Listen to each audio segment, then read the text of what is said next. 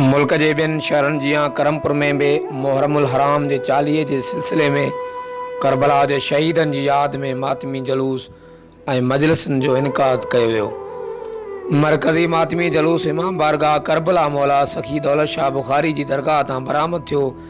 इलाइक़े जे मुख़्तलिफ़ शहरनि ऐं ॻोठनि कंदकोट ॻोठ मीर बगर ख़ान बिजाणी, साईं आलिम शाह बुखारी, साईं साहिब अली शाह ॻोठ अर्ज़मोहन बंगलाणी, ॻोठ शेरगढ़ समेत केतिरा ई काफ़िला बेगारी पुल वटि मरकज़ी मातमी जुलूस में शरीक थिया।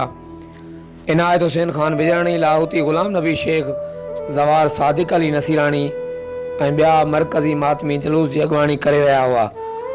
मरकज़ी मातमी जलूस बेगारी पुल खां थींदे दुआ चौक जे रस्ते खां शहर में दाख़िल थियो। मातमी जुलूस शहर जे मुख़्तलिफ़ शहरनि खां थींदो अबू फज़ल इमाम बारगाह रिक्शा स्टैंड ते पहुतो, जिते मजलिस अज़ा मुनक़िद कई वई। मौलवी वज़ीर अली जतोई मजलिस पढ़ी। बाद में मातमी जुलूस में शरीक मोमिननि खे नंगर न्याज़ खारायो वियो।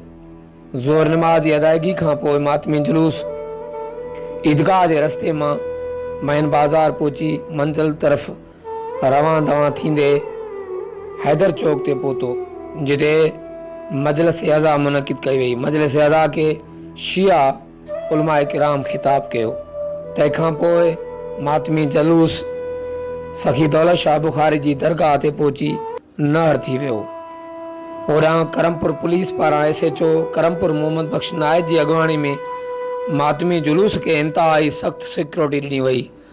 जुलूस जे अॻियां ऐं पोयां ऐं पासनि में पुलिस अहलकार बीठल रहिया, त ॿिए तरफ़ शहर जे दाख़िली ऐं ख़ारिजी रस्तनि ते पुलिस अहलकार बीहारे शहर ॾांहुं ईंदड़ वेंदड़ माण्हुनि जी सख़्त चेकिंग कई वई। कैमरामैन टीम सां गॾु Javed Usman Bijani, JTN web news, Karampur.